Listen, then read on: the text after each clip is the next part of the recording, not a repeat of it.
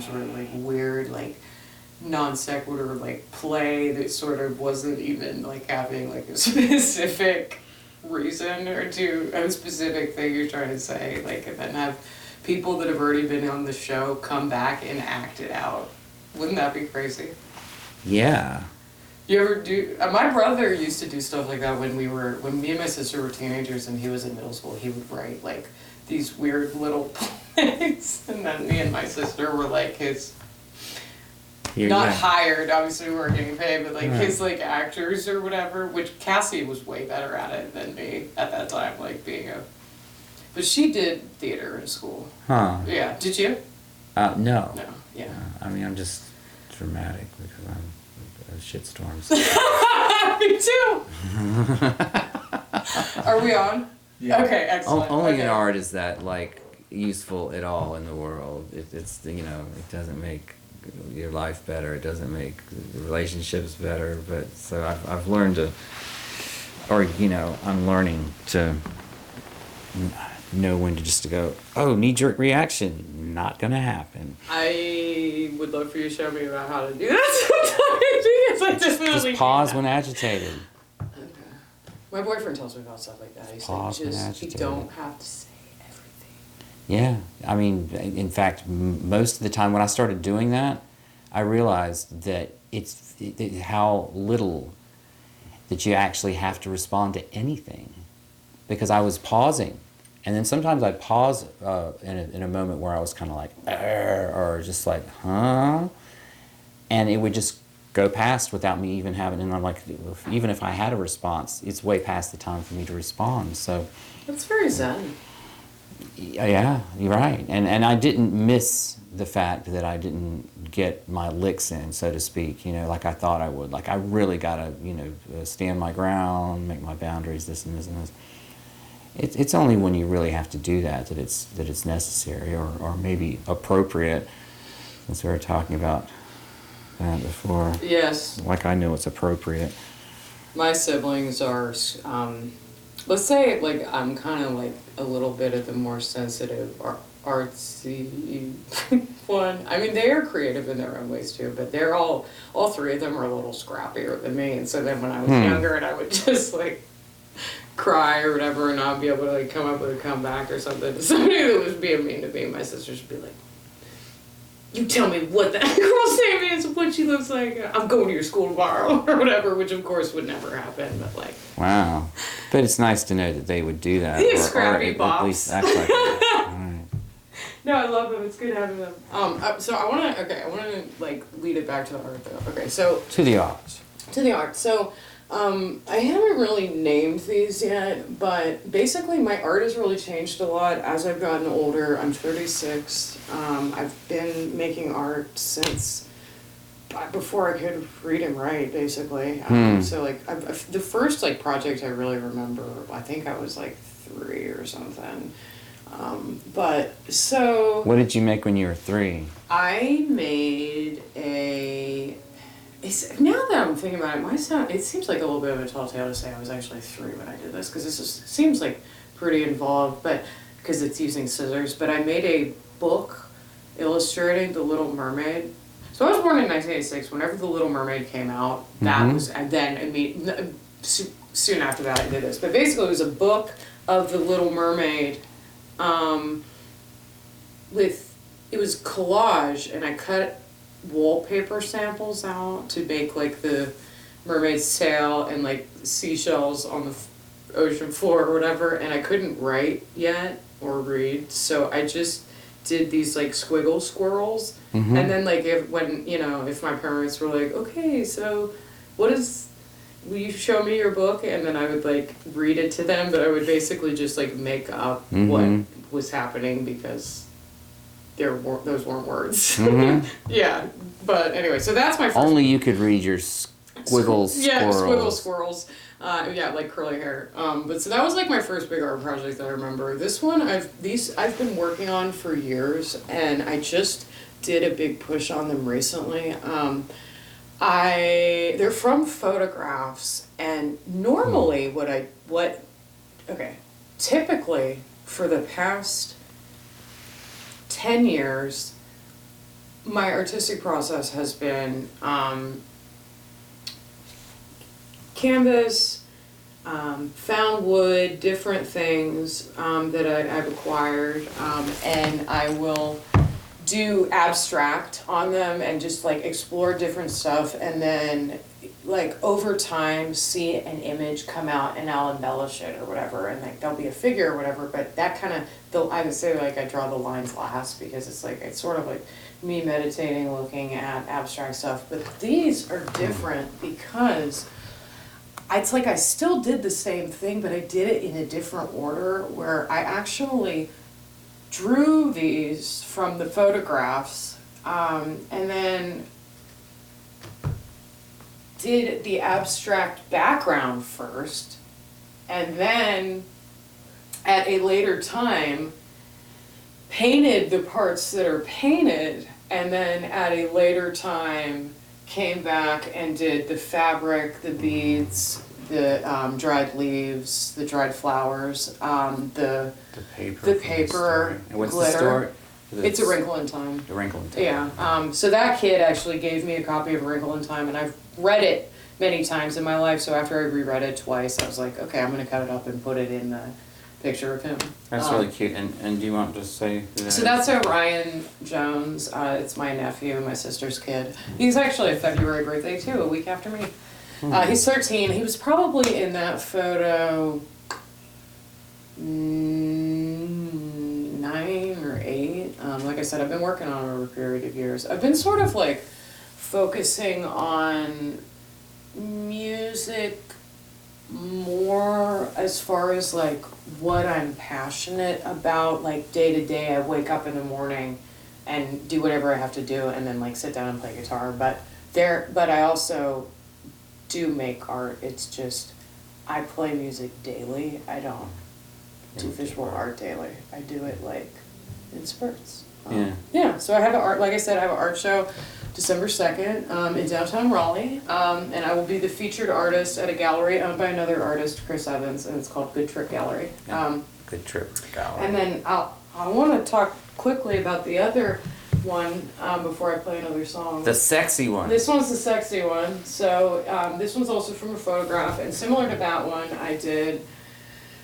I did the line work first, just pencil. And one thing, I do buy art supplies, but one thing that I challenge myself to do is reuse stuff that's lying around and get canvases by hook or by crook, because there's so much stuff in the world that if we don't make creative stuff out of it, I mean, we're just gonna continually get bigger and bigger landfills, you know what I mean? So, yeah, it's a bigger yeah, so these are both canvases that have already had things on them. One of them... I've got some I'll Give me? donate to you. Yeah, I've got some. I found, if you walk around this neighborhood, you can find enough furniture for a front porch and a deck, and canvases, all sorts of stuff. So is that how you furnished your house? Not the furniture in the house. I mean, maybe some pieces, yeah. I've done that too in California, man. I didn't have any money. Yeah, I mean, I've done that before. My wife was like that for a long time, so I don't have any problem doing that. But at some point I was able to... This couch cost $125. Oh, dang. Where'd you get it at? It's the thrift store that's like, if you're driving down Western going west toward Cary, it's up on the left-hand side. It's like past the... Oh, no. What is it, like an Indian grocery store? Oh, I've never been there. I have seen that before. I'm going to go there now. Yeah, it has some good stuff. This thing, I couldn't believe it when I saw it. I was like, okay, sorry. Okay, to the so art. this art, kind of similar process. Some things that are a little different about it. It doesn't have A Wrinkle in Time in it, and I had not been planning on putting the beads on there. When I was conceptualizing that part, I wanted, like, because the bunny was pink underneath, but I wanted to do something that would make it kind of like 3D looking and look like hair or fur, but like be a different thing than what was already going on there. So I set out to do that, but I just got caught by a wind or something, and I had these beads around, and so on Those look really, really. I mean, they look good on here too. they look dank on that one. Yeah. So the bead stuff started on this one when I just like put that on there. It's another cool thing about these is like when I was younger, I would have never put glitter on anything because I always thought of it as like just like, you know, like whatever. Not that there's anything wrong with anything, right? But I was like I'm gonna use glitter for whatever reason. But with this, Get out. Just leave. Okay, but now obviously I love glitter. But it's sort of like a microcosm, macrocosm. It reminds me of like the stuff stars are made of. The stuff stars are made of, you know what I mean? And just like Stardust. exactly, and the shininess kind of gives it this like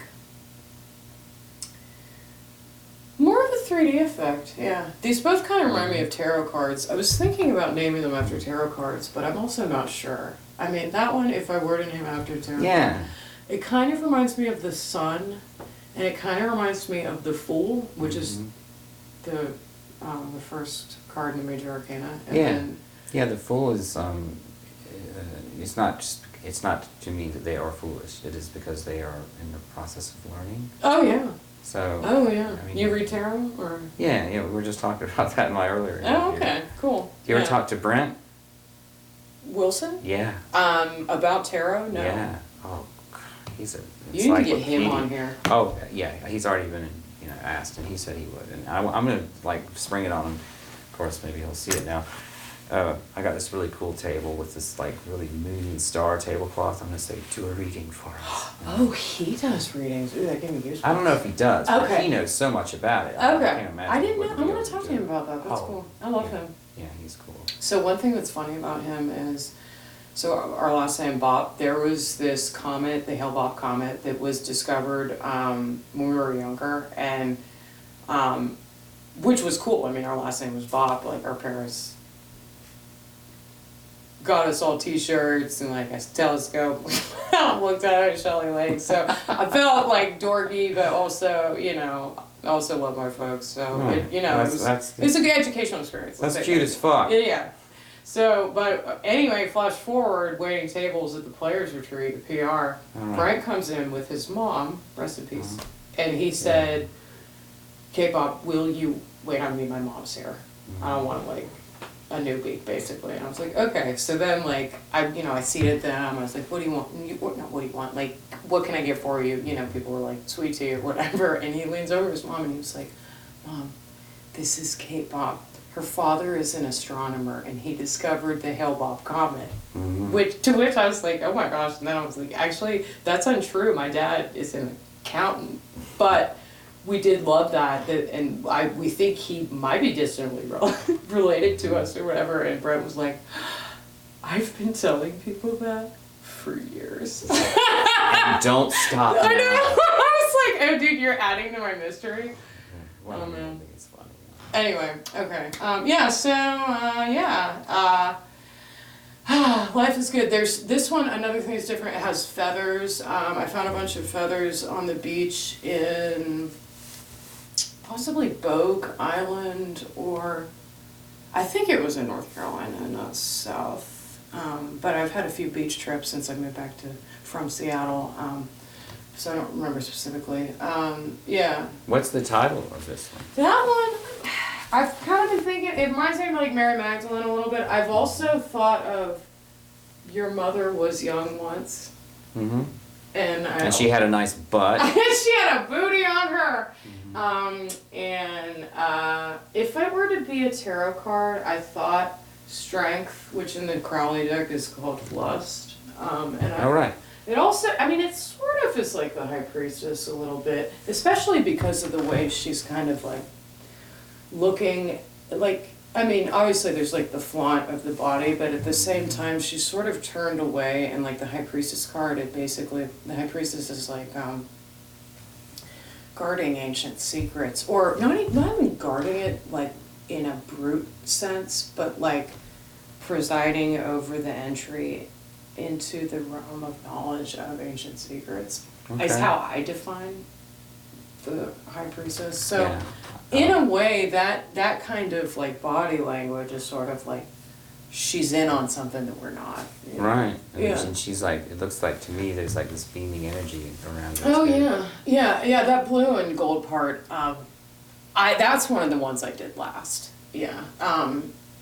And Troy, actually, my partner, the one that plays bass, he's never officially painted with me or anything like that, but I think I mentioned earlier that he's really the only person mostly in my life that I've spent time with that kind of collaborates on my art with me a little bit, and that he will sort of like walk up and talk to me about it. And he's a Leo and I'm an Aquarius, so he like literally is completely opposite of me on the zodiac. So we literally like communicate completely inverse of each other. So it's like he sees things that like I wouldn't have seen unless he told me. His bass lines are kind of like that, like what he hears, like, and then he puts it in and it fits, you know. Oh, wow. But yeah.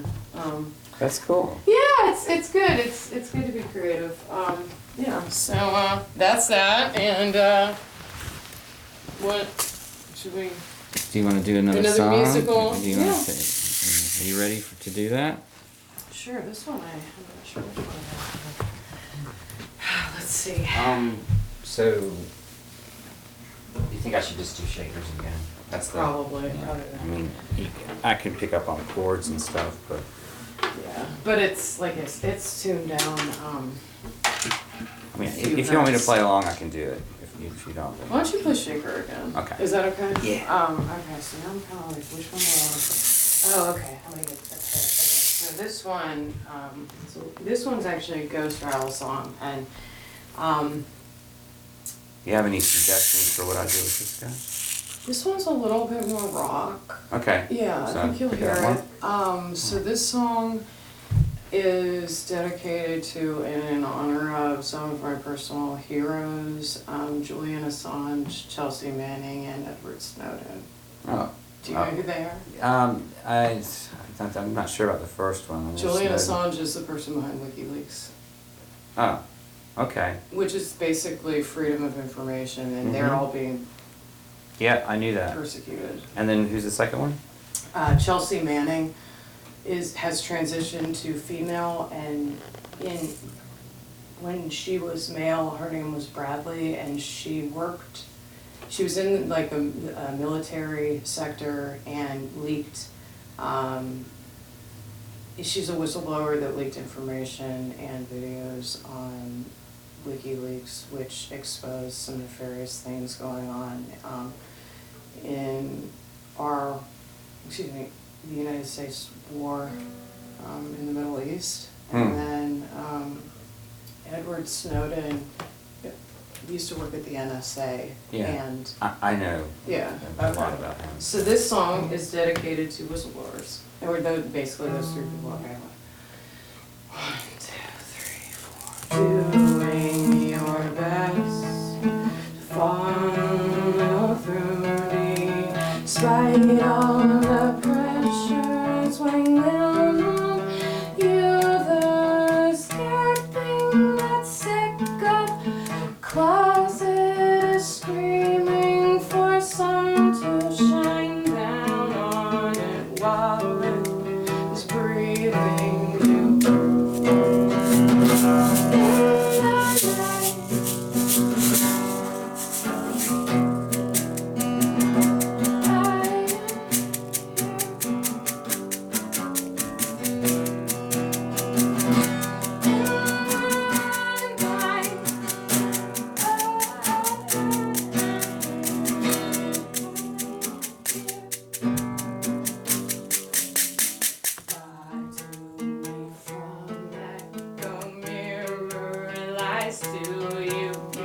Caught between conscience and the duty, and still then you're only with your here, feel your heat, you're unfolding your butterfly destiny, artist is drawing.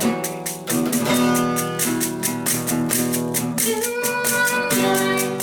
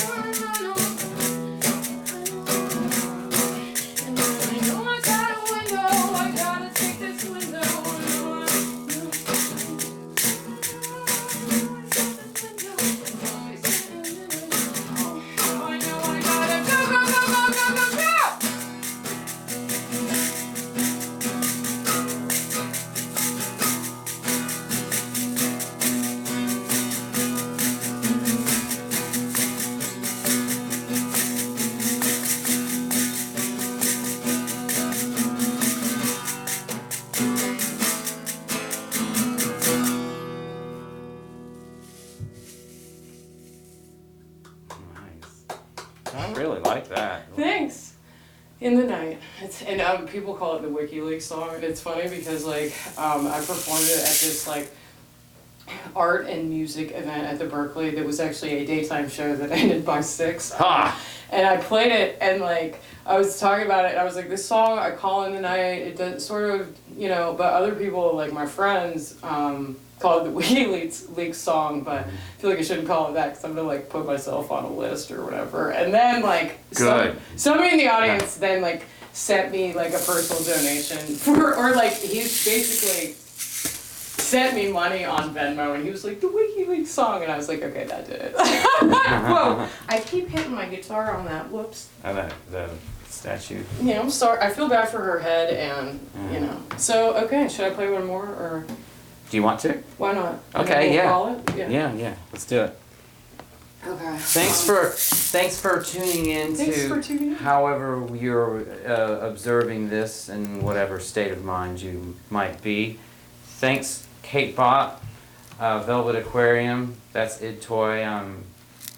Tyrannosaurus Rex. And thank you. Milk meets Princess Batman. Thank you. Thank you. Tyrannosaurus Rex. Freak Princess Batman. Princess Batman. Princess Batman. Yeah. Okay, well I guess this will be the closeout. This song's called History of a Woman. Okay, and it's, you know, you can make your own assumptions. Yeah. Okay.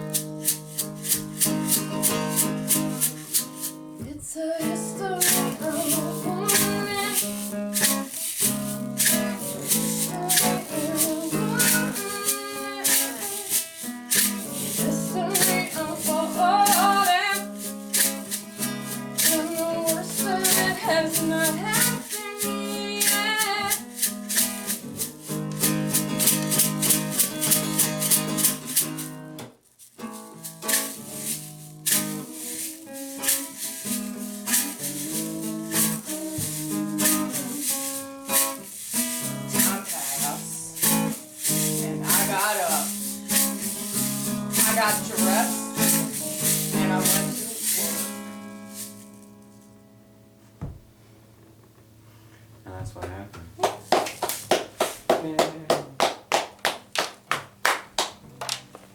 Woo! Woo! Next up, martial arts. Next up.